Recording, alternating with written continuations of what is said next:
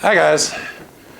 In today's video, the third installment in the urban disaster series of videos, the subject matter is tactical, practical, purpose-driven, and the pros and cons of each, and the effect on presuppositions on all of these different styles. So stick around for a minute and we'll discuss that from this perspective.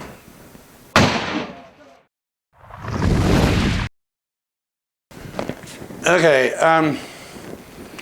when it comes to the kind of gear you're carrying, how it's perceived by others is largely dependent upon where you are, the general attitudes in that area, the people you're encountering. And in prepping for some of this urban disaster stuff that's happening around the country, it behooves one to take into consideration that you don't know how it's going to go down. You could be in the vicinity of something that happens and you could be pulled over and questioned, or you could have someone that was involved in the situation try to say you are, to throw suspicion off on you while they get away. Either way, you may end up having to explain your preparations.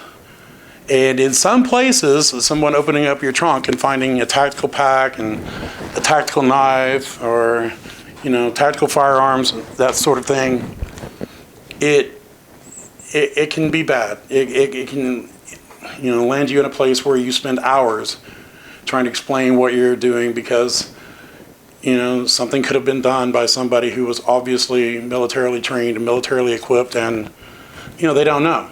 They don't know who you are, they don't know what you're up to, and they're going to find out. So one of the things I've learned over the years is I prefer, well-made, practical stuff. I put this kit together. Yes, it's black. It's black so I can cache it. I'm familiar with my area. This kit doesn't scare me here. Most of my friends are, in law enforcement or in the military or nurses and doctors. They all wear uniforms of different things. So they all know me, and they all know how I think, and they know how most of the people in this area think. It's pretty cool around here. Nonetheless, this kit, as I stated before, is designed to be modular. And the reason for that is I'm almost never alone. I'm either with my daughter or there's a couple of friends I spend time with. And the goal is to take this kit and break it down and put things into these packs, which are non-tactical and not perceived that way, and so that we can just blend in, go gray, and get out of the area with the least amount of questions possible, because we're not there to participate. My goal is to get my daughter or whoever's with me out of harm's way. But the thing is, with the tactical, the perceptions are there, the presuppositions are there, and if you have, a tactical looking pack and, this canteen is great. This one happens to be a Korean Air issue because it's just the nostalgia for me of my dad who fought in Korea. But this has the canteen stove and the canteen cup and the canteen all in one portable pouch. So I've got a portable water filtrate or water purification system and collection system on me if I carry this. There are other ways to do that now. They're less military, and I prefer the Grail. It presents a different image. You see, and the same comes with other elements. This carries over into other things, and I'm going to readjust the camera and talk about this and try to give some insight into how certain things are perceived by some people. So, give me just a second. These preconceived notions and presuppositions can blend into every aspect of prepping based on, the style of gear you choose to carry. Surplus foods are great. Surplus MRE elements. I got these from David Surplus. He's one of our teammates at work, and he has his own store as well. So I love these little components. They're great. The jelly, the peanut butter, the snack breads, even portable lattes is something that's pretty cool to have. And so I like that.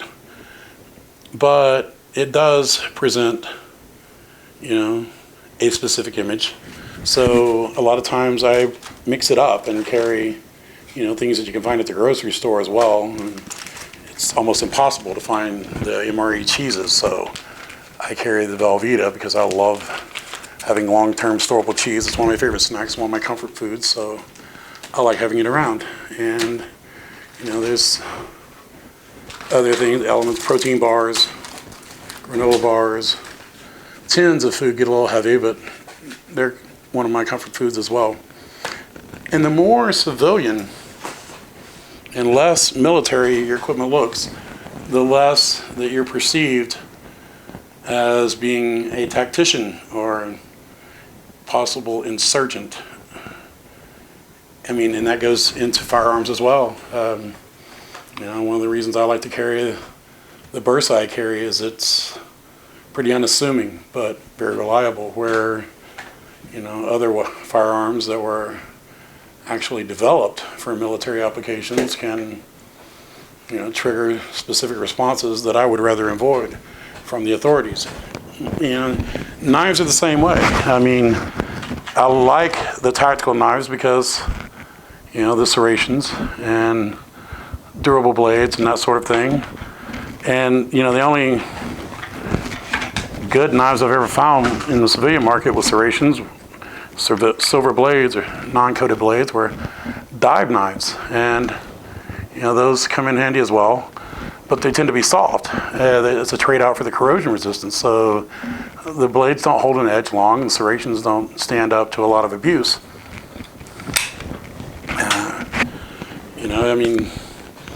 Depending on what you put in, you carry Mountain House stuff and that kind of freeze-dried stuff versus the MRE components, and you're seen more as a hiker or a climber or maybe a bushcrafter. That's another element, carrying the Tatanka type pots and stove, or the MSR stoves. I've got some of each. Creates a different image presentation. Same with watches. Even your watch. It's like if you've ever gone to a job interview, among the things that you're judged upon is the timepiece you have on your arm, just like the shoes you're wearing. If you're wearing issue combat boots versus some, good, well-made hiking boots, it presents a different sort of image. And then there are other things which you get into with different packs that are different from either the tactical pack or the practical pack. And I'll readjust the camera and we'll discuss that for a minute. Now the other style gear, in packs is just like the dive knife. It's more purpose driven. It's more purpose driven for a specific task, like the ones we're talking about. It's not they're tactical, nor really just your normal side of practical. The Streetwise backpack has a slot in it, and it comes with a bulletproof panel that will withstand the impact of rounds up to 44 Magnum caliber at close ranges. And with all the shootings that have gone on and all the unrest that's been happening and that sort of thing, a lot of people are starting to look at that for personal protection. And it's a backpack where you actually can carry all your stuff, and there's nothing that gives away that it has a bulletproof panel. You know that it is because you bought it. And so that can protect your back if you're carrying it, getting away from a situation, or if you're trying to watch what's going on but want to protect yourself, or you're trying to document it. You can put it in front, put your arms through the loops in front and have it in front of you to protect your chest and your heart. And so it works that way as well. that's something, this is just a lot of food for thought, something to consider, whether you want to have, what image do you want to portray? How many questions do you want to answer? How do you want to be perceived in your efforts in all of this? Because, the goal is to stay safe. The goal is to survive the encounter and move on and go on to live your life and live happily ever after to the best of your ability. And pursue life, liberty, and the pursuit of happiness. So, when you're putting this kit together, take those kinds of thoughts into consideration too, and put some serious consideration into where do you live, how are the attitudes there, where are you headed, where do you typically travel to, how are you going to be perceived based on what type of equipment you're carrying. I love how durable certain things are. I mean, I've got military issue survival knives. I've got military issue dive knives. And they're absolutely great. I love the way they look. I love the way they perform. I love the way they function. I love the way the sheath protects me from the knife. I love everything about it as far as for a deteriorated environment. The problem is the presuppositions that come along with carrying them. And there are other options that are almost as good, that'll do the same thing, but they don't convey the same image. So, anyway, hopefully that gives you a little more understanding of what you're up against in these types of situations, because there's a lot going on right now. It's an uncanny number of incidences going on across our country. So, it's just a mad season. I don't know, but I know that I want to be prepared to mitigate the damages, and I want to be able to see my daughter safely home or see my friends safely home. And part of doing that is not looking like you're part of the problem. If something goes down and you're pulled over and you're stopped and your equipment looks just like the equipment that was used by the people who caused the problem, then you're going to spend some time answering those questions, and you better hope you have good answers. So anyway, guys, that's all I've got for now. At the next one, I'm going to go into urban land navigation. I tend to keep screenshots of routes, common places that I go to. I printed off a folder of them, so I don't know if any of this is showing up good, but you can kind of see these are all actually Google Maps screenshots that I had printed off on heavy cardstock. But you can do it different ways. I've got road maps and atlases, but I like using this because I can zoom in on the specific area of interest and then screenshot it and then print it off. And then I can see where the railway junctions are, and I can see where the road junctions are.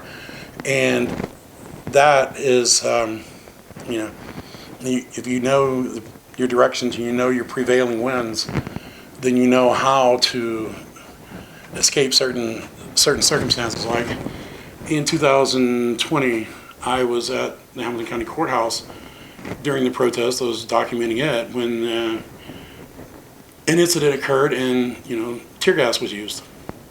And by knowing the roads around me and by knowing, where the prevailing winds were coming from and being able to watch the cloud, I was able to step aside and go up another road and look behind me and watch the cloud of tear gas go away behind me. And then I could go back to doing what I was doing. But that was only possible because I knew exactly where I was at, and I'm very familiar with the roads of the area. I've been here for years. I've documented a lot of things at that courthouse, from the Occupy Chattanooga movement back in 2011 on to the protests of 2020. So that's area. Luckily, I know it very well. But if I was in a different area, then I've got, if I know I'm going to a different area, then I can screenshot it and I can write down notes of the prevailing winds and different things, and which way the winds are going to travel. because in a city, you know, a wind coming from the north or coming out of the southwest, going to the northeast, you know, going through the grid of the city is going to actually travel north and east. It's not going to travel northeast. It's going to spread, and it's going to go up north, and it's going to be channeled through the streets. So knowing which way to go to avoid that can be very handy.